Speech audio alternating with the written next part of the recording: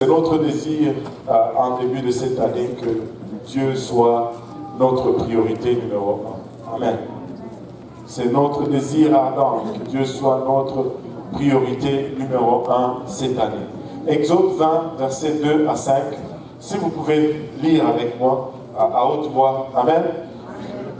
Je suis l'Éternel, ton Dieu, qui t'a fait sortir du pays d'Égypte, de la maison de servitude. Tu n'auras pas d'autre Dieu devant ma face. Tu ne te feras point d'image taillée ni de représentation quelconque des choses qui sont en haut dans les cieux, qui sont en bas sur la terre et qui sont dans les eaux plus bas que la terre. Tu ne te prosterneras point devant elles et tu ne le serviras point. Car moi, l'Éternel, ton Dieu, je suis un Dieu jaloux, qui punit l'iniquité des pères sur les enfants jusqu'à la 3e et la 4e génération de ceux qui me haïssent. Matthieu 22, 36 et à 38. Matthieu 22, le tout premier livre du Nouveau Testament. Matthieu 22. Cette question a été posée au Seigneur. Maître, quel est le plus grand commandement de la loi? Jésus lui répondit. Tu aimeras le Seigneur ton Dieu de tout ton cœur, de toute ton âme, de toute ta pensée. C'est le premier et le plus grand commandement. C'est le premier et le plus grand commandement. Aimer Dieu de tout ton cœur,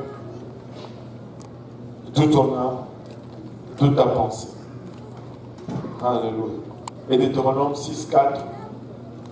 En fond, c'est de ce passage que le Seigneur est en train de citer lui-même. Deutéronome 6, 4 à 9. Et nous citons ce passage à chaque dédicace de bébé. Amen. Deutéronome 6, 4 à 9. Écoute Israël, l'Éternel notre Dieu est le seul Éternel. Tu aimeras l'Éternel ton Dieu de tout ton cœur, de toute ton âme et de toute ta force. Ces commandements que je te donne aujourd'hui seront dans ton cœur. Tout le monde dit dans mon cœur. Tu les inculqueras à tes enfants et tu en parleras quand tu seras dans ta maison, quand tu iras en voyage, quand tu te coucheras et quand tu te lèveras. Tu les liras comme un signe sur tes mains, ils seront comme des frontaux entre tes yeux. Tu les écriras sur les poteaux de ta maison et sur tes portes. En élevant nos voix tous ensemble, Éternel, nous te rendons grâce encore une fois, Papa, pour ton amour, ta bonté, ta fidélité. Nous te remercions, Papa, pour ta présence parmi nous aujourd'hui, Seigneur. Et nous te remercions déjà pour ce que tu as performé, Papa, parmi nous, les guérisons que tu as performées parmi nous. Nous te rendons grâce pour cela, Seigneur. En ce moment, alors que nous venons pour entendre ta parole, nous reconnaissons néanmoins que nous sommes des hommes naturels, des hommes charnels, pour qui, Papa, ta parole est folie, car elle est une parole spirituelle. Et sans ton aide, nous ne pouvons la comprendre. Aide-nous maintenant, nous te prions, moi, afin que je puisse t'apporter sans crainte, ni faveur, ni hésitation. Et nous tous ensemble, Seigneur, afin que nous puissions l'accueillir, Papa, lui réserver une place, alléluia, dans nos cœurs où il va germer, produire le fruit et que ce fruit nous conduise jusque dans la vie éternelle. Au nom de Jésus, nous avons ici prié, nous disons tous au nom de Jésus. Alléluia. Et vous pouvez vous asseoir. Nous avions commencé à parler dimanche passé sur les priorités. Nous avons regardé les commandements et encore une fois, dans la parole de Dieu, il y a plusieurs commandements et les commandements de Dieu ont été donnés pour nous, pour les hommes. Il n'y a aucun commandement qui est donné, qui soit donné pour améliorer Dieu ou pour enrichir Dieu ou pour servir ou donner un avantage quelconque à Dieu. Tous les commandements sont donnés pour enrichir l'homme, pour donner un avantage quelconque à l'homme. Dieu est déjà éternel, nous ne sommes pas éternels. Dieu est déjà parfait, nous ne sommes pas parfaits. Dieu est déjà saint, nous marchons vers la sanctification. Donc, il n'y a aucun commandement que tu peux citer qui a avantage Dieu. Nous avons vu un peu notre société à la fois passée, l'état décadent de notre société, la moralité ne fait que faillir à cette société qui était une fois bâtie sur les principes bibliques. Ça, c'est une tristesse historique, c'est une tristesse de l'humanité. Si tu regardes nos pays ici en Amérique du Nord, ce sont des pays qui étaient fondés sur la parole de Dieu. Encore une fois, encore aujourd'hui, heureusement, nous pouvons encore dire que les États-Unis est considéré encore comme un pays chrétien par les Nations Unies. 73% des Américains se disent chrétiens. Et on comprend pourquoi ce pays se trouve là où il se trouve. Parce que les fondements étaient bons. Une fois dans ce pays, c'était à 90-95% que les gens se déclaraient chrétiens et leur société était en marche. Mais dès qu'ils ont commencé à mettre Dieu de côté, ça commençait la chute ou la marche vers la ruine ou cette marche décadente. Une société qui met Dieu à la porte est une société qui est vouée à la faillite. Est une société qui est vouée à l'extermination. Un homme aussi qui laisse Dieu à l'extérieur de sa vie, cet homme est voué aussi à la mort. Vous savez, quand vous étudiez les premières pages de la Bible, lors de la création, la Bible est claire. Le premier jour, Dieu a créé les cieux et la terre, et c'est presque la seule fois où tu vois, la Bible dit que Dieu créa. Mais après cela, il a commencé à donner des ordres, à parler. Et quand il parlait, les choses se faisaient. Il a parlé à l'eau et les poissons ont été créés. Il a parlé à l'eau et les animaux marins ont été créés. Il a parlé à la terre et les animaux terrestres ont été créés. Il a parlé à la terre et les plantes ont été créées. Mais au verset 26, Dieu fait un pivot qui donne un peu de confusion à certaines personnes. Dieu n'a pas parlé à un élément extérieur à lui-même. Il n'a pas parlé à l'eau, il n'a pas parlé à la terre, il s'est retourné et il s'est parlé à lui-même. Genèse 3, 26, Dieu dit, faisons l'homme à notre image. Dieu n'est pas en train de parler à une tierce personne d'une quelconque trinité. Dieu n'est pas en train de parler à une personne extérieure à lui-même. Dieu est en train de se parler à lui-même. Faisons l'homme à notre image.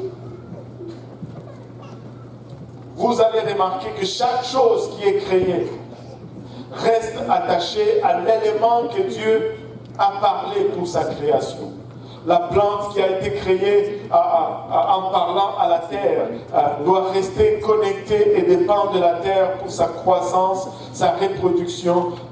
Les poissons qui ont été créés en parlant à l'eau, si tu les sors de cet environnement, ils meurent. Ils dépendent de l'eau pour grandir, pour se multiplier, se reproduire. Et le schéma se répète pour chaque être ou pour chaque entité créée. Et pour créer l'homme, Dieu s'est parlé à lui-même. En fait, je ne veux juste pas traîner là-dessus, mais je me sens juste de retourner. Genèse 3, verset 26 nous dit Dieu créa l'homme à son Dieu dit faisons l'homme à notre image, selon notre ressemblance, et qu'il domine, ainsi de suite. Et le pluriel a toujours dérangé plusieurs là-dedans. Laissez-moi vous faire remarquer que ce n'est pas un pluriel de pluralité. Ce n'est pas un pluriel de pluralité. C'est plutôt un pluriel de majesté. Dieu est roi. Une majesté va parler toujours au pluriel quand elle parle d'elle-même. La reine d'Angleterre, elle dit, nous allons aller au Canada. Nous allons faire ceci. Nous allons faire cela. Et par-dessus, deuxièmement, Dieu se parle à lui-même. Avez-vous remarqué que très souvent, quand tu te parles à lui-même, tu vas utiliser le pluriel. Tu es en train de cuisiner et tu te dis, voyons voir si ceci va bien goûter. Voyons voir si ça va fonctionner. Et tu te parles à toi-même, mais tu parles au pluriel. Et c'est de cette forme de discours que nous avons le vouvoiement aujourd'hui. Quand je regarde une autorité, que j'utilise le vous, cela ne veut pas dire qu'ils sont plusieurs. C'est juste une seule personne, mais c'est un pluriel de majesté, un pluriel de respect. Ce n'est pas un pluriel de pluralité. Ce n'est pas un Dieu qui parle à d'autres dieux. Sinon, on aurait un problème. Parce que le même Dieu dira plus tard, il n'y a aucun Dieu formé avant moi, Ésaïe 43, et il n'y a aucun autre Dieu formé après moi. Il est le seul vrai Dieu. Maintenant, et là, c'est le narrateur, qui est Moïse dans ce cas, qui nous rapporte exactement ce que Dieu a dit. Mais remarquez le verset 27. Le verset 27 tombe tout de suite au singulier. Et Dieu créa l'homme à son image. Si le verset 26 était un pluriel de pluralité, le verset 27 allait dire et Dieu créèrent l'homme à leurs images. Alors, parce qu'il invitait les autres dieux à créer avec lui. Parce qu'il dit créons. Alors, ça devait être, ils créèrent l'homme à leurs images. Ils les créèrent à l'image des dieux. Ils les créèrent l'homme et la femme. Donc, Moïse observe, il voit un seul esprit, une seule entité en train de créer, et il dit, Dieu créa l'homme à son image. Amen. Et je ne sais même pas comment je suis arrivé là-bas. Voilà, c'est pour ça que je suis arrivé là-bas. Dieu a parlé à lui-même quand il a créé l'homme. De la même façon, pour le poisson, quand tu le déconnectes de sa source, ce à quoi Dieu a parlé pour sa création, le poisson meurt.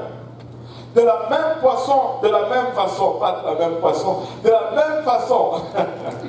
j'espère qu'il y aura du poisson à dîner aujourd'hui.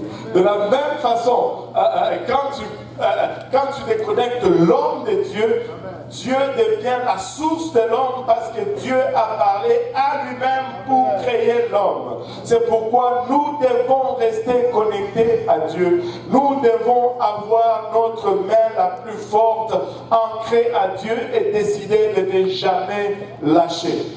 Sans Dieu, c'est la décadence. Sans Dieu, nous sommes finis. Mais des fois, nous commençons avec Dieu. Mais dans notre marche, nous perdons nos priorités. Et c'est ce que nous sommes en train d'analyser. Nous avons examiné les premières priorités, c'était les finances. Nous avons parlé de Dieu premier dans nos finances. Et bien sûr, c'était comme ça a toujours été. Quand on parle des finances, on a toujours l'impression que l'esprit sort par la porte de derrière. Mais nous devons avoir Dieu premier dans nos finances. Si nous voulons que Dieu bénisse nos finances, il doit être prioritaire dans nos finances. Nous avons parlé de Dieu dans nos intérêts. Nous avons plusieurs intérêts, plusieurs choses qui nous attirent à gauche, à droite, les études, la famille, le sport. Il y en a, c'est des exercices, le loisir. Mais écoutez, Dieu doit être prioritaire dans nos intérêts. Si Dieu n'est pas prioritaire dans nos intérêts, nous sommes en train de perdre. Maintenant, aujourd'hui, nous allons commencer, nous avions juste effrayé cela, mais nous allons parler de nos relations aujourd'hui. Dieu doit être premier dans nos relations, dans nos fréquentations. Amen. Regardez moi ceci, Proverbe 27, verset 19. Proverbe 27, verset 19 nous dit, comme dans l'eau, le visage répond au visage. Tu sais, si tu regardes dans l'eau, Ce que tu vois, c'est toi. Tu vois ton reflet. Amen. Comme dans l'eau, le visage répond au visage. As-tu remarqué? Si tu souris, le visage dans l'eau aussi sourit. Si tu es surpris de te voir, le visage dans l'eau aussi va être surpris de te voir. Ainsi, la Bible nous dit, ainsi le cœur de l'homme répond au cœur de l'homme. Ça devient alors plus profond. Ça veut dire, si je peux le dire en bref, nous sommes des gens influençables et nous sommes influencés et nous influençons. Amen. Les gens avec qui tu vas te tenir, ils vont se déteindre sur toi. Si tu te tiens avec des voleurs, tu vas éventuellement commencer à voler. Si tu te tiens avec des menteurs, tu vas commencer éventuellement à mentir. Avez-vous remarqué avec quelle vitesse nos enfants, dès qu'ils commencent à aller à l'école, ils apprennent certains mots que vous n'avez jamais voulu leur apprendre à la maison?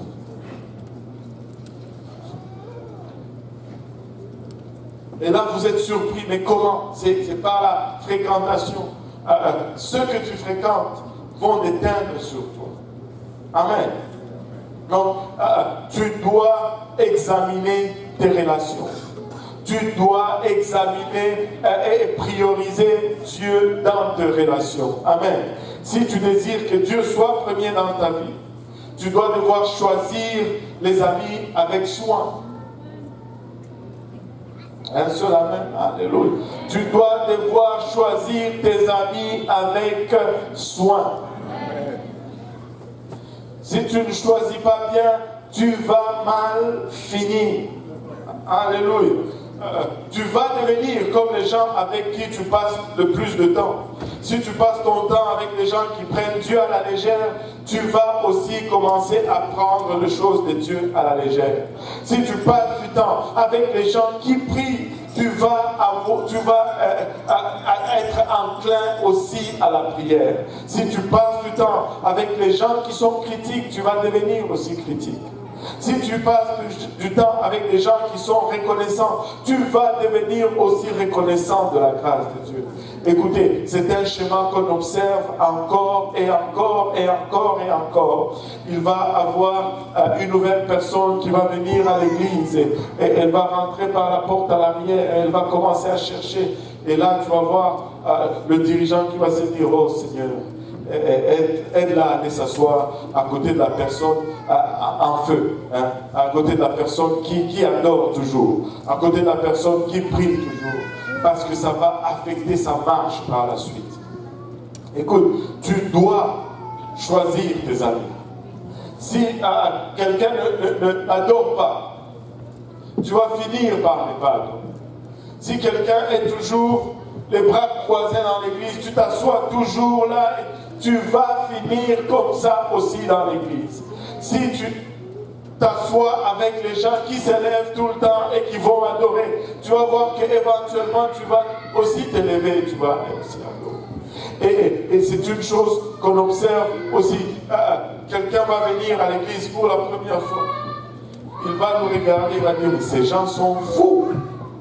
C'est quelle église où on court, on adore le Seigneur, on bat les mains, on crie, on le loue. Et là, c'est correct, je suivais ici. Alléluia. Alléluia. C'est juste un enfant qu'on va ramener. Amen. Alléluia. C'est quoi cette église où les gens crient, ils prient tous en même temps, ils courent, ils louent, ils dansent. Ce sont des malades.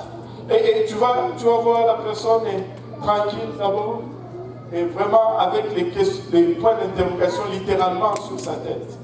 Et éventuellement, après peut-être un service, peut-être même des fois à la fin même du même service, tu vas le voir commencer à...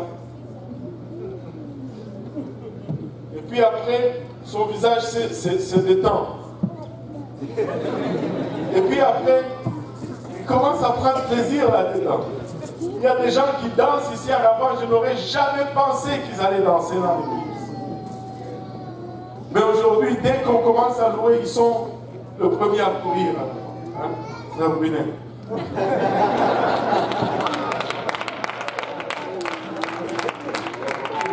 Je ne peux citer personne.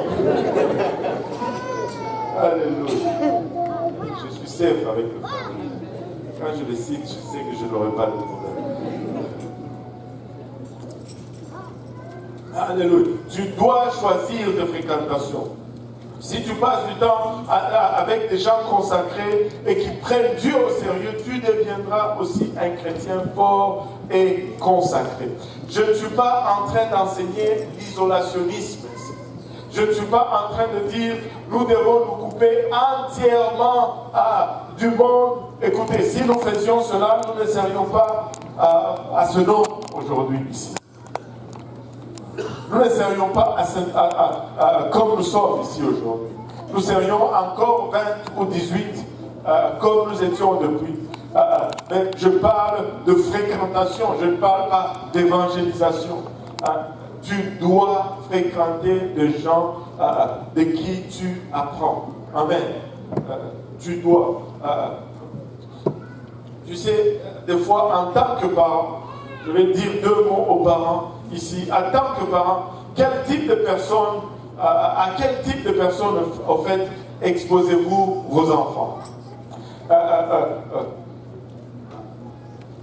Qui vient chez toi? Et quelle fréquentation, ou bien plutôt quelle conversation vous tenez en présence de vos enfants? Si vous êtes là en train de mal parler de l'église, oh il y a tel problème, il y a tel problème, il y a tel problème en présence des enfants. Oui, les problèmes sont peut-être vrais, mais ne soyez pas surpris quand à un moment donné, ces enfants ne vont plus vouloir aller à cette église. Si vous parlez mal des dirigeants, oh, aïe, aïe, aïe, c'est Pasteur Serge là, je te dis, il parle toujours dur, il colle toujours, il est comme ça, il est comme ça.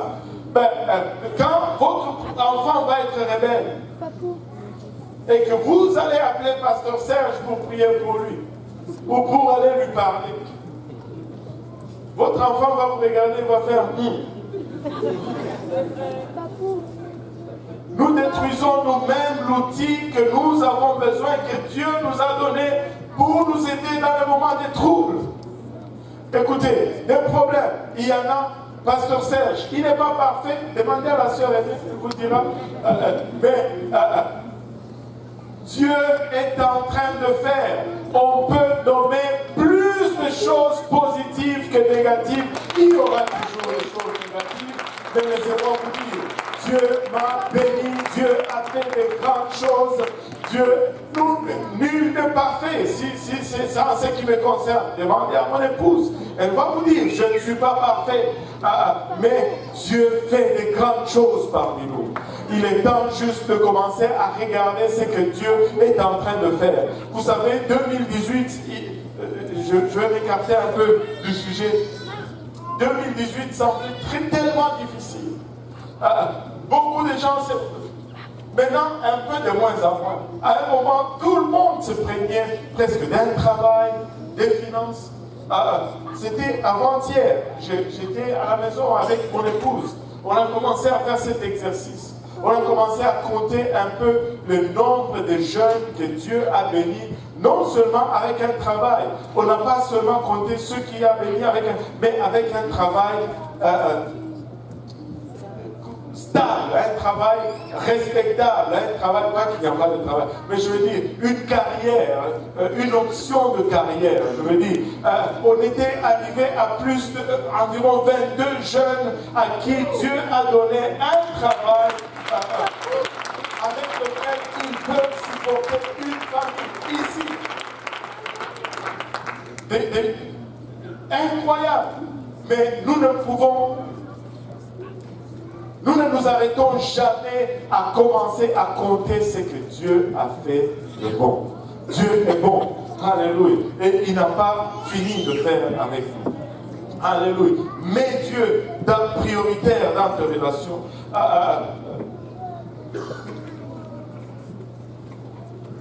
Assurez-vous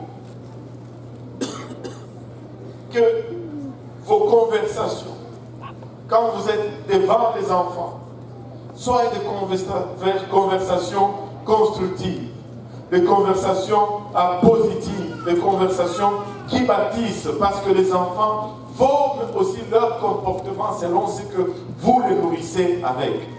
Et une chose, n'oubliez pas que les enfants se forment aussi selon ce qu'ils voient à la télé. La télé, ce n'est pas une babysitter. La télé n'est pas une gardienne. La télé n'est pas une gardienne. Quand tu n'avais pas l'enfant, tu as pleuré, Seigneur, donne-moi l'enfant, donne-moi l'enfant. Le Seigneur te les donne, maintenant tu les laisses devant la télé. Non. Priorisez vos relations. Proverbe 13, verset 20 nous dit, celui qui te fréquente, celui qui fréquente le sage, devient sage. Celui qui fréquente le sage, devient sage. Mais celui qui se plaît avec les insensés, s'en trouve mal. Parce qu'à la fin, il a aussi des décisions qui ne font pas de sens. Si tu désires vraiment Dieu en premier, alors certaines relations ne sont pas bonnes pour toi. Il est toujours plus facile de tirer quelqu'un vers le bas que tirer quelqu'un vers les hauts. C'est pourquoi c'est facile les mauvaises compagnies. Il semble toujours être plus agréable. Il semble toujours avoir plus de femmes. Parce que c'est toujours plus facile de tirer quelqu'un vers le bas que de le faire venir vers les hauts. Mais Église, si nous allons faire la différence, nous allons avoir la main droite fermement ancrée dans le Seigneur et la main gauche étendue dans le monde. Et je parle comme ça en prenant pour acquis que la main droite, c'est notre main la plus forte. Que ta main la plus forte soit ancrée dans le Seigneur. Que la main, alléluia, faible, soit tendue dans le monde. Parce que je te garantis qu'il y aura toujours une tension entre les deux. Alléluia. Dieu et monde vont toujours aller dans des directions diamétralement opposées. Ça va tirer. Si tu n'arrives pas à le faire monter, que ça casse là où c'est faible, et si tu as mis ce qui est faible du côté de Dieu, tu vas perdre ta marche avec Dieu et tu vas te retrouver à une place où tu n'as jamais planifié de te retrouver. Priorise tes fréquentations. Priorise tes fréquentations. Alléluia. Regarde, ceux qui prient doivent être tes amis. Ceux qui jeûnent doivent être tes amis. Ceux qui sont toujours disponibles à servir doivent être tes amis. Ceux qui donnent des études bibliques doivent être tes fréquentations. Ceux qui murmurent et qui se plaignent, tu fuis cela comme de la peste. Tu fuis cela comme de la peste. Amen. Priorise tes relations. Il y a certaines relations qui sont juste pas bonnes et qui doivent juste être coupées. Et quand vous avez vos fréquentations jeunes, vous pouvez vous dire, ok, nous sommes tous des jeunes de l'église, c'est bien beau, mais que vos fréquentations soient centrées autour de Dieu. Que vos rencontres, alléluia, soient centrées autour de la parole de Dieu. Non autour des hommes, mais autour de la parole de Dieu. Oui, vous allez vous amuser, mais amusez-vous dans la présence de Dieu. Vous allez vous réjouir, réjouissez-vous dans la présence de Dieu. Assurez-vous que quand vous vous rencontrez, priez d'abord. Amenez Dieu premièrement. Dites un mot de prière juste pour réveiller votre conscience au fait que Dieu doit être premier ici. Nous allons vers la fin. Le temps sont proches. La fin est très proche. On n'a pas le temps de jouer. Dieu, on va regarder un autre point. Nous devons prioriser Dieu dans nos programmes ou dans nos horaires. Éphésiens 5, versets 16 et 17 nous dit « Rachetez le temps car les jours sont mauvais. C'est pourquoi ne soyez pas inconsidérés. » Que tout le monde dise inconsidérés. Mais comprenez quelle est la volonté du Seigneur. Inconsidéré ici veut dire vague ou sans prudence ou sans précaution. Ne faites pas les choses justes pour les faire. Ne gaspillez pas le temps qui vous est alloué par Dieu. Tu sais, quand il y a un proverbe africain, je me rappelle, je l'avais lu quand j'étais petit. Je ne sais pas pourquoi c'est resté dans ma tête. La plupart d'entre vous ne vont peut-être pas le comprendre, mais ça dit ceci. Le temps, c'est comme un fil de raffia. Si tu le tires de sa place, tu ne peux plus le remettre là où tu l'as retiré. Le raffia, ce sont des tissus que les Africains tissent un peu. Une fois que c'est passé, très souvent c'est passé. Une fois que c'est passé, très souvent c'est passé. Je dois mettre Dieu prioritaire dans mon temps. Comment puis-je mettre Dieu premier dans mon horaire? Premièrement, je lui demande de m'aider à utiliser mon temps avec sagesse. Avez-vous déjà tout simplement prié pour que Dieu vous aide à gérer votre horaire? Juste commencer par là, avant de commencer à chercher, juste prier, Seigneur, aide-moi un peu à gérer mon temps. Amen. Et deuxièmement, fais une liste des choses à faire. Et honnêtement, devant Dieu, choisis qu'est-ce que tu dois faire qui est prioritaire par rapport à ta vie et par rapport à Dieu. Nous nous engageons souvent dans plusieurs choses. Et nous consommons le temps, mais à la fin, il n'y a pas vraiment de résultats concrets. Tu n'as pas le temps de tout faire.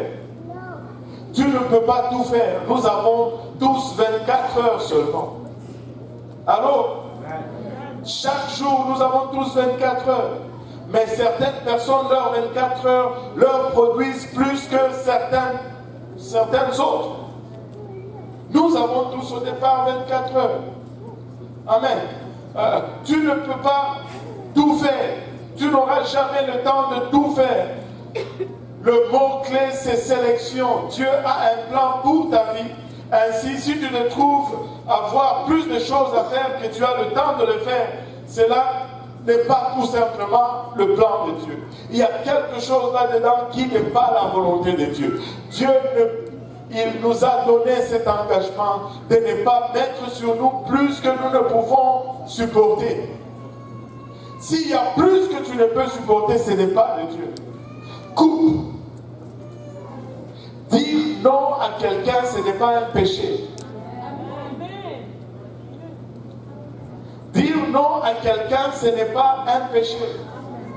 Oh, viens me chercher pour m'amener à l'église. Écoute, si tu dis non, mais ce n'est pas un péché. Peut-être que c'est juste trop pour toi. Tu dis, mais pasteur, c'est l'église. Oui, c'est l'église. Mais tout le monde ne peut pas faire le taxi pour tout le monde constamment. À un moment donné, je dois juste faire mon effort et venir à l'église. J'ai choisi exprès ce plan pour vous dire que ce n'est pas juste qu'on cherche des mauvaises choses qu'on faisait. Non, des fois ce sont des bonnes choses qui sont légitimes. Mais si tu me dis que je dois conduire 150 personnes à l'église, je ne pourrai pas être ici pour enseigner ou pour prêcher. Et ça ne sera pas une bonne chose. Alors, ça ne sera pas une bonne chose. Peut-être que c'est juste quelqu'un d'autre qui devait le faire. Dire non à quelqu'un, ce n'est pas péché. Bon, ne profitez pas maintenant pour commencer à dire non à tout ce que vous demande de faire.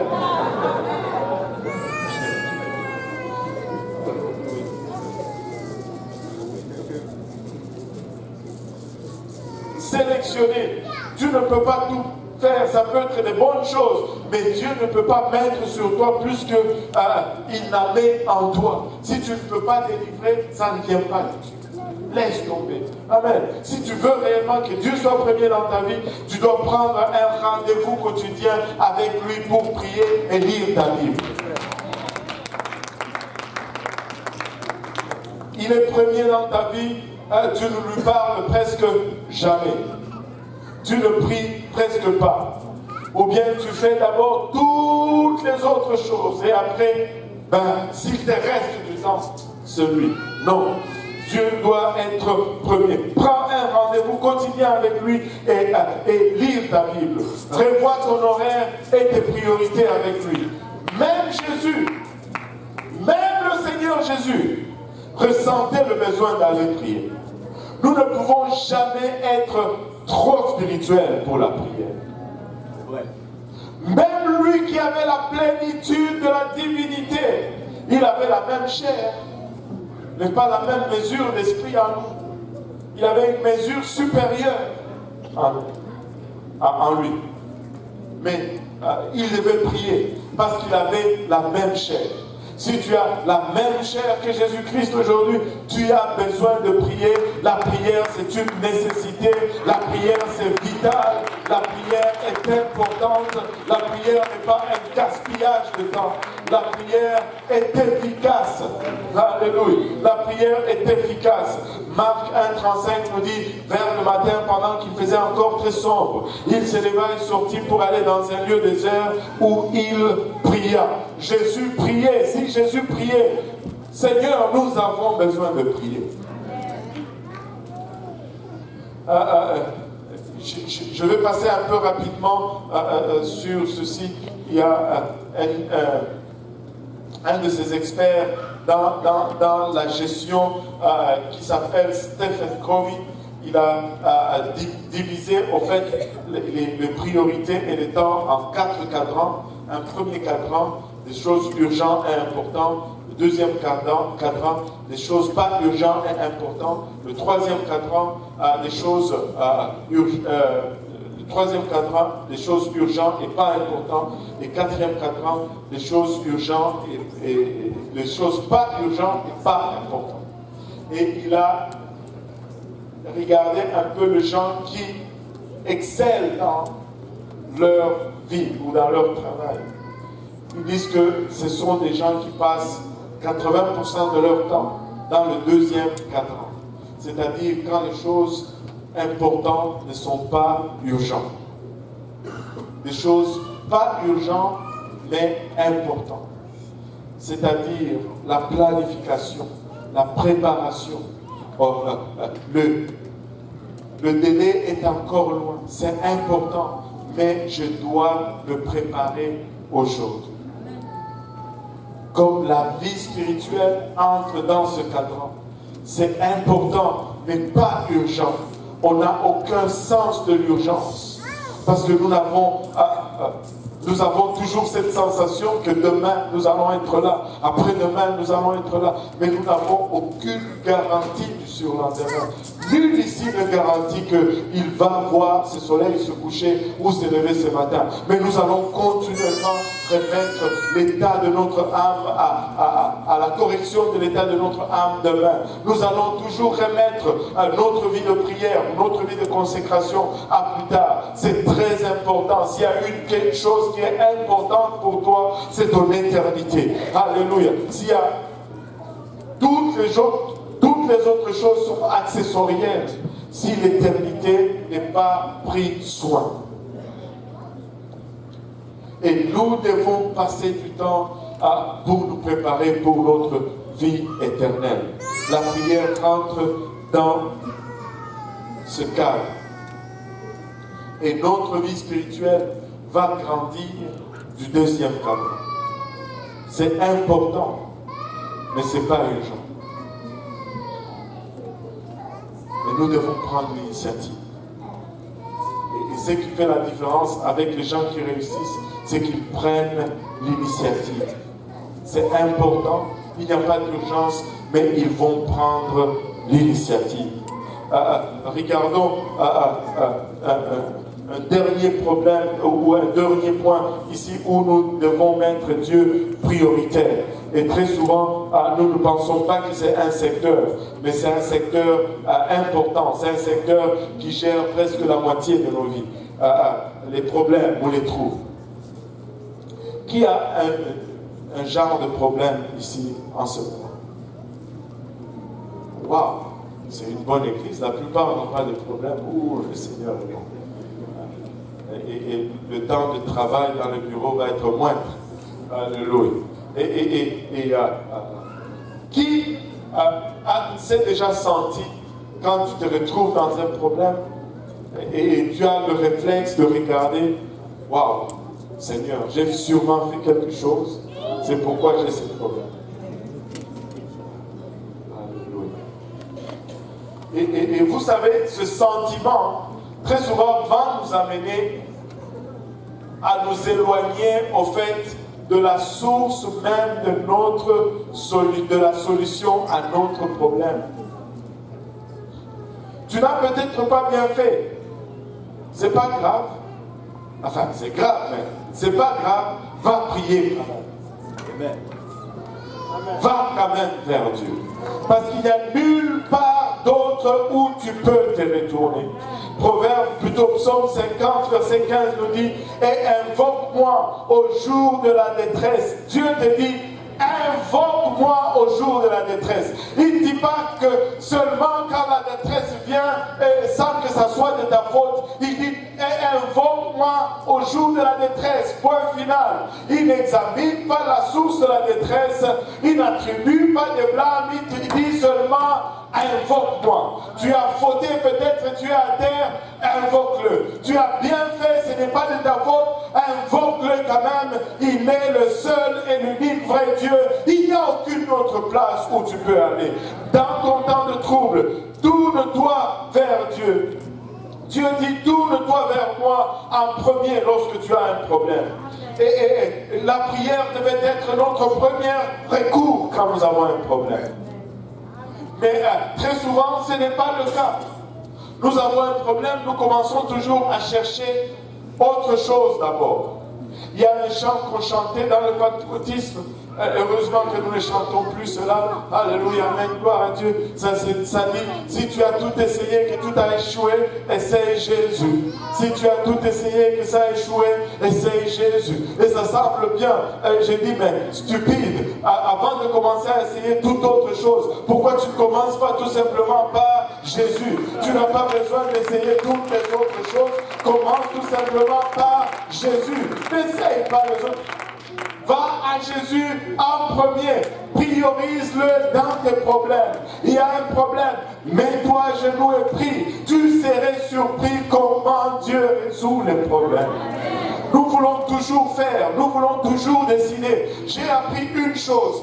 Très souvent, ça c'est la chose la plus difficile pour nous de faire. Juste laisser. Juste laisser. Nous voulons toujours intervenir. Mais vous savez, nous allons dire: ah, j'ai confiance en Dieu, mais là tu bouges, si tu as confiance en Dieu, laisse. Pourquoi tu tiens? Pourquoi tu t'accroches encore? Si tu as confiance en Dieu, laisse-lui le problème. Vous savez, 90% des problèmes se résoudent sans qu'on fasse rien nous-mêmes. Et vous me dites maintenant, c'est quoi les 10% autres? Comme ça, je vais savoir. Ben, les 10% qui restent, vous ne pouvez rien faire pour ces problèmes anyway. Tu ne peux pas les résoudre. J'ai appris encore et encore et encore une fois juste de s'appuyer sur le Seigneur. Ceux qui se confient en l'Éternel renouvellent leur force. Pourquoi? Parce qu'ils mettent ce qu'ils devaient porter, ils les posent sur le Seigneur et eux, ils peuvent se reposer. Et en cela, ils renouvellent leur force. Laisse Dieu s'en occuper. Oui, il va nous dire de faire cela. Je ne suis pas en train de prêcher l'oisivité, mais je ne suis pas... On ne peut pas être interventionniste. Voilà, c'est ça le mot que je cherche. Dieu, il fait les choses, Dieu. Rien n'échappe au contrôle de Dieu.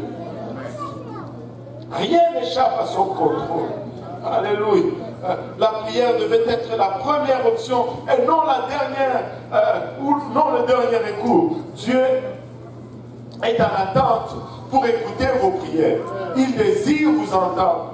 Il dit, mettez-moi en premier, même si vous avez failli. Mettez-moi en premier. Si tout dépendait du fait que nous avons bien fait ou que nous avons mal fait, écoute, nul d'entre nous ne serait ici parce qu'au départ, nous étions tous fautifs. Amen. Certains se disent, je ne parle pas assez à Dieu dans le bon temps, je ne pense pas que je devrais le déranger dans le mauvais temps. Dieu dit, dérange-moi. Ne porte pas ce fardeau tout seul. Viens me déranger. Dieu dit. Je ne dis pas le pasteur. Dieu dit. Viens me déranger. Amen. Avant d'aller dans le bureau du pasteur, viens à l'hôtel de Dieu. Avant de prendre le téléphone, d'appeler le bureau du pasteur. Parle à Dieu. Il a de meilleures solutions que le pasteur. Alléluia. Parle à Dieu. Prie. Parle à Dieu. Il est au contrôle de toutes choses. Et j'ai mal agi, j'ai mal fait, je ne sais pas si Dieu va m'entendre. Si Dieu ne t'entendait plus, tu es fini. Retourne à Dieu. Parle à Dieu. Alléluia. Il va te restaurer. On a chanté ici. Il m'a relevé, il m'a relevé. Il te relèvera. Sa parole dit, le juste tombe 7 fois et l'Éternel le relève toujours. Il y a un qui veut que tu restes là à terre et on l'appelle l'ennemi. Et il y a aussi un verset pour lui et ça dit, ne te réjouis pas contre moi, ô mon ennemi. Alléluia. Parce que lorsque je suis à terre, l'Éternel me relèvera. Lorsque je serai dans le ténèbre, il sera pour moi une lumière. Parle à Dieu dans la détresse, parle à Dieu. Alléluia, tu as fait une erreur, crie encore à Dieu, prie à Dieu, il est là et il va t'entendre. Comment puis-je savoir que Dieu est premier dans ma vie? Quand tu arrêtes de t'inquiéter. Vous savez, l'inquiétude est vraiment un des signes ou un avertissement que Dieu n'est pas au contrôle. Si Dieu est au contrôle, il y a moins d'inquiétude dans ta vie. Encore une fois, je ne suis pas en train de prêcher l'insouciance. Les enfants n'ont rien à manger. Oh, je reste dormir parce que bon, Dieu est au contrôle. C'est pas ça que je suis en train de dire. Paresseux, lève-toi de ton lit, va travailler, apporte du pain à la maison. C'est ta responsabilité, c'est ton travail. Dieu est au contrôle, oui. Alléluia. Il est au contrôle pour te donner un travail. Il est au contrôle pour te donner un souffle de vie. Mais lève-toi, va. Mais écoute, je ne veux pas perdre la paix. Je sais que Dieu va faire. Ce n'est pas là encore, je ne le vois pas, il va le faire. Alléluia. Ce n'est pas là, je ne touche pas encore, il va le faire. Je n'ai pas d'inquiétude, mais j'ai la foi. Il y a un problème devant moi, oui, je sais, mais Dieu va pourvoir. Je ne veux pas baser mes décisions sur mon inquiétude, je vais baser mes décisions sur ma foi en Dieu et l'inquiétude sera absente. Dieu va faire. Dieu va faire. Et, écoutez, tu sais, un secteur où tu as le plus d'inquiétude, ou un secteur où tu as plus de problèmes, c'est un signe sûr que Dieu n'est pas maître dans ce secteur dans ta vie. Si tu as des problèmes financièrement, Dieu n'est pas premier dans tes finances. Si tu as des problèmes dans tes relations, Dieu n'est pas premier dans tes relations. Si tu as des problèmes dans tes études, Dieu n'est pas premier dans tes études. Si tu as des problèmes dans ton travail, Dieu n'est pas premier dans ton travail. Si tu as des problèmes dans ton mariage, Dieu n'est pas premier dans ton mariage.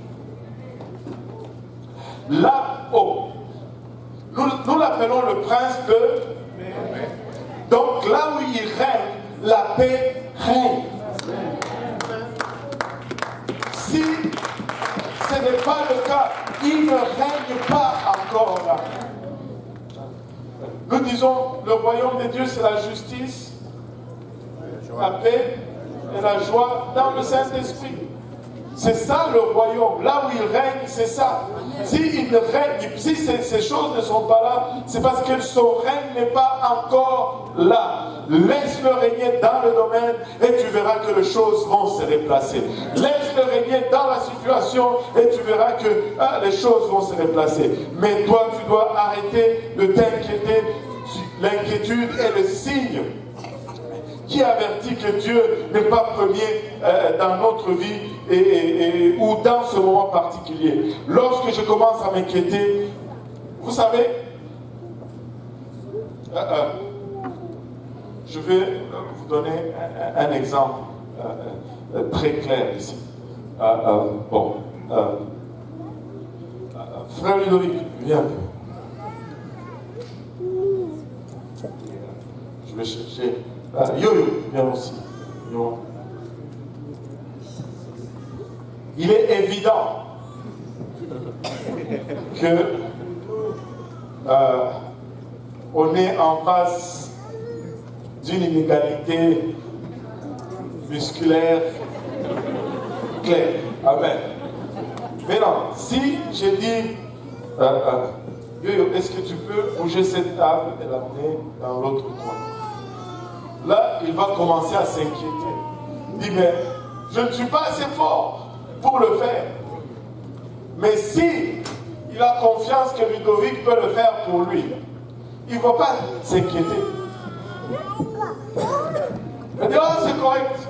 Parce que le frère Ludo va le faire. Vous savez, quand nous nous inquiétons, très souvent, c'est parce que nous jouons le rôle de Dieu dans notre vie. Nous pensons que nous allons le faire nous-mêmes. Ce n'est jamais nous qui allons le faire. Est-ce que tu peux bouger la table? Tu ne crois pas, il ne croit pas, il n'a pas la foi. Mais si le frère Ludovic t'aidait, tu pourras. Bien sûr, vous voyez, bien sûr, merci pour mes figurants. Alléluia. Mais regardez, quand nous prenons ça sur nous, nous nous inquiétons. Mais le truc, c'est que nous jouons à Dieu dans notre vie. Nous devons laisser Dieu, si nous laissons Dieu être Dieu dans notre vie, nous allons éliminer les sources d'inquiétude dans notre vie. Seigneur, je dois faire ceci. Wow, je me regarde, je suis incapable. Oh, mais je ne suis pas Dieu. Toi, tu es Dieu et tu es capable. Tu peux le faire dans ma vie. Allons-y, je vais prier, je vais persévérer, je vais m'appliquer et Dieu va le voir à s'accomplir dans ma vie. Lorsque Dieu n'est pas premier dans mes finances, mes intérêts, mes relations, mon horaire et mes problèmes, je m'inquiète pour toutes ces choses. Je dois examiner mes priorités. Et regardez Matthieu 6, verset 33 nous dit, cherchez premièrement le royaume et la justice de Dieu. Et toutes ces choses vous seront données par-dessus. Avez-vous remarqué que Jésus a donné ces versets en plein sermon sur l'inquiétude? En plein enseignement sur l'inquiétude. Il dit, cherchez premièrement le royaume de Dieu. Quand tu commences à t'inquiéter pour quelque chose, cherche le royaume de Dieu. Cherche le royaume de Dieu. Alléluia. Matthieu, regardez le verset 32. Car toutes ces choses, ce sont les païens qui le recherchent. Votre Père Céleste sait que vous en avez besoin. Et c'est entre ces... Et puis il dit, cherchez premièrement le royaume et la justice de Dieu et toutes ces choses vous seront données par-dessus. Ne vous inquiétez donc pas du lendemain, car le lendemain aura soin de lui-même. À chaque jour suffit sa peine. Alléluia. Cherchons Dieu en 2019. En 2019, faisons de Dieu notre priorité. Je vais les chercher tôt le matin quand je me lève. Alléluia. Je vais chercher sa face. Je vais lui parler. Je vais lui dire, parle-moi Seigneur, dirige mes pas. Je sais qu'il y en a pour qui ça prend 10 cafés avant qu'il ne se réveille ou avant qu'il ne devienne fonctionnaire. Mais même dans ton état groggy, mets un genou à terre et dis Seigneur, aide-moi. Je sais que je commence une autre journée, mais tu es le maître de temps et de circonstances. Dirige mes pas aujourd'hui. Donne-moi ta sagesse. Aide-moi à marcher dans les voies que tu mets devant toi. Et aide-moi à éviter le piège de l'ennemi aujourd'hui. Et permets à Dieu ici, alléluia, de diriger ta vie. Donne Dieu accès à ta vie. Ouvre ton cœur à Dieu. Permets-lui d'être premier. Si je veux bâtir une vie réussie et une famille forte, je dois avoir la bonne fondation. Le premier commandement me dit que je dois mettre Dieu en premier. Examine ta priorité aujourd'hui. Tu veux bâtir une famille solide, que Dieu soit le centre de ta famille. Tu veux bâtir une carrière solide, que Dieu soit le centre de cette carrière. Tu veux exceller en toutes choses. Mets Dieu en premier et Dieu veillera à ce que tu excelles dans ce que tu entreprends. Alléluia. En 2018, nous allons avoir un seul défi. Plutôt en 2019, nous allons avoir un seul défi. Que Dieu soit premier dans ma vie. Que Dieu soit premier dans ma vie. Je vais examiner mes priorités. Je vais couper là où je dois couper. Alléluia. Je dois éliminer les distractions. Aujourd'hui, le monde est plein de distractions. Il y a tellement de gadgets pour qui tous sollicitent notre temps. Les téléphones, les tablettes, les iPods, les iPads, les iCeci, les Samsung, toutes les choses, les PS4, les PS, je ne sais pas, 5, 6, 7, je ne sais pas, les Xbox, les Zbox, et toutes ces choses, ça sollicite notre temps. Mais écoutez, nous devons décider qu'au milieu de tout cela, Dieu va être premier en 2019. Si Dieu est premier en 2019, nous allons réussir dans nos entreprises. Si Dieu est premier en 2019, nous allons réussir dans nos engagements. Si Dieu est premier en 2019, nous allons réussir. Je ne veux pas juste sortir pour courir les rues et aller évangéliser. Je veux que Dieu soit premier dans mon évangélisation. Je ne veux pas juste sortir pour aller enseigner une étude biblique. Je veux que Dieu soit premier dans mon étude biblique. Je ne veux pas juste venir ici et prêcher un message quelconque. Je veux que Dieu soit premier dans mon message. Je veux que Dieu soit premier en toutes choses. Dieu doit occuper la première place. La Bible nous dit qu'il est l'alpha et il est l'oméga. Ce sont les seules deux places que Dieu va occuper dans ta vie. Nous les levons tous ensemble. Il va être soit premier, soit dernier. S'il n'est pas premier, il sera dernier dans ta vie. Dieu ne sera jamais deuxième. Il ne sera jamais troisième. Il sera soit premier ou soit dernier dans ta vie. Mais faisons de Dieu notre priorité et nous allons voir que tout domaine de nos vies où nous allons le faire prioritaire, il va être, le domaine va produire. Et quoi de mieux aujourd'hui si tu es là et que tout ceci semble étrange pour toi? Quoi de mieux que de faire de Dieu prioritaire dans ta vie? En commençant vraiment cette 2019 par donner ta vie au Seigneur Jésus. Je veux que Dieu soit prioritaire dans ma vie. Et c'est impossible si je possède encore cette vie. Je viens te la donner. Mais tu te dis, mais comment est-ce que je peux lui donner cette vie? Tu peux lui donner cette vie juste en obéissant à l'évangile. Il est mort pour toi. Il a été enseveli pour toi. Il est ressuscité pour toi. Aujourd'hui, tu peux mourir pour lui. Tu peux être enseveli pour lui et tu peux ressusciter pour lui. Et je vais ouvrir cet hôtel. Si vous voulez faire de Dieu votre priorité cette année, les hommes à ma gauche, les dames à ma droite, voilà. Les hommes à ma gauche, les dames à ma droite. Et nous allons juste dire à Dieu, Seigneur, je veux juste que tu sois premier dans ma vie. Prends tout, Seigneur. Nous avons chanté tout à l'heure, Alléluia, je regarde toutes choses comme rien, Alléluia, la croix seule me suffit, la croix seule me suffit. Si on peut chanter cela un peu, je ne sais pas si c'est possible, Frère Tobo, la croix seule me suffit, quelque chose est quelque chose dans ce sens. rappelle plus des paroles. Alléluia. Alléluia. Mais Dieu soit premier dans ma prière. Je veux que Dieu soit premier dans ma vie. Dieu soit premier dans ma vie. En tout aspect de ma vie, je désire Dieu. En tout aspect de ma vie éternelle, je veux te céder la première place aujourd'hui. Si tu es là et que tu n'as pas encore obéi à l'évangile, l'évangile c'est la mort, l'ensevelissement et la résurrection de Jésus-Christ. Et tu peux y obéir en te répandant aujourd'hui. Il y a des gens qui peuvent prier avec toi. Alléluia. En te faisant baptiser au nom de Jésus, nous avons l'eau, des vêtements de réchange et des séchoirs, même des essuie-mains. Ça ne prend que ton obéissance. Alléluia. Mais nous voulons que Dieu soit premier dans notre vie en 2019. Nous voulons que Dieu soit premier. Alléluia. Nous voulons faire de Dieu notre priorité, Papa.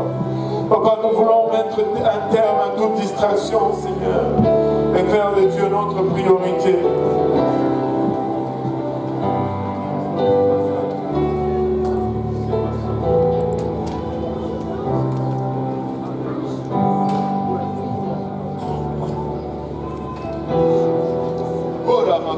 Seigneur, que mon cœur chérit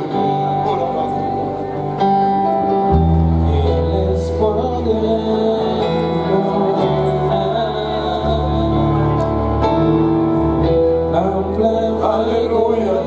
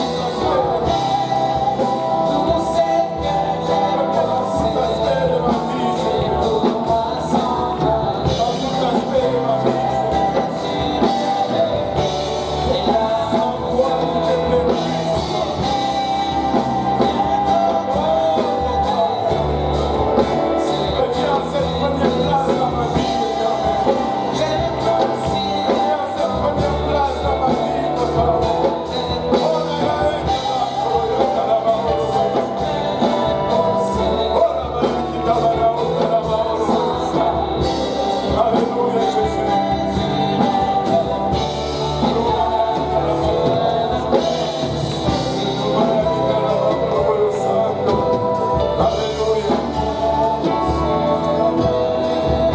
Alléluia, Jésus. Alléluia. Alléluia. Gloire au nom de Jésus. Alléluia, Jésus. Alléluia, Seigneur. Alléluia, Jésus. Alléluia. La croix seule suffit. La croix seule suffit. Alléluia. Sois premier dans ma vie, ô Éternel. Je veux que tu sois premier dans tout domaine de ma vie. Papa, dans mes relations, papa. Que tu sois premier dans mes études. Que tu sois premier dans ma famille, Seigneur. Que tu sois premier dans mes choix, ma carrière. Papa, il a rachat dans mes engagements éternels, dans mes amusements, dans ma distraction, je te désire, Seigneur. Je désire que tu sois premier, papa. Je désire, papa, que tu es prééminent sur toutes choses, Seigneur. Papa,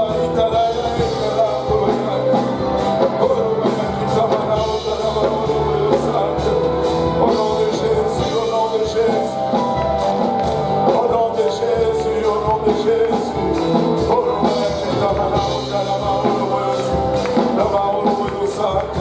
Alléluia, Seigneur, alléluia. Gloire au nom de Jésus. Gloire au nom de Jésus.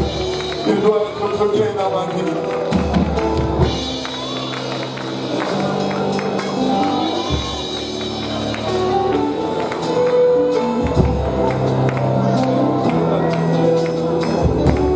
Alléluia, Seigneur. Alléluia. Pour nous battre nos mains pour le Seigneur. Alléluia. Dis à ton voisin, je vais tout faire que Dieu soit premier dans ma vie cette année. Dieu va être premier dans ma vie cette année. Alléluia, alléluia, alléluia. Et si vous êtes là, que vous n'êtes pas encore baptisé au nom de Jésus, vous pouvez l'être aujourd'hui. Nous avons l'eau, nous avons des vêtements de l'échange. Ça ne prend que notre obéissance. Alléluia, Seigneur.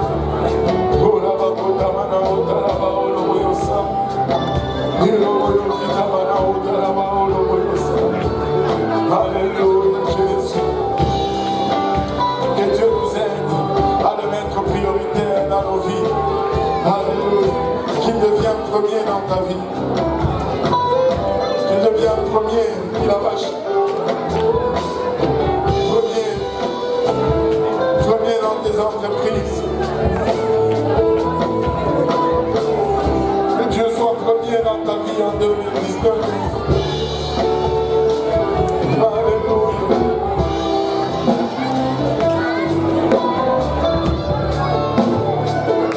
Donc nous allons juste essayer de dégager le sanctuaire pour le service espagnol.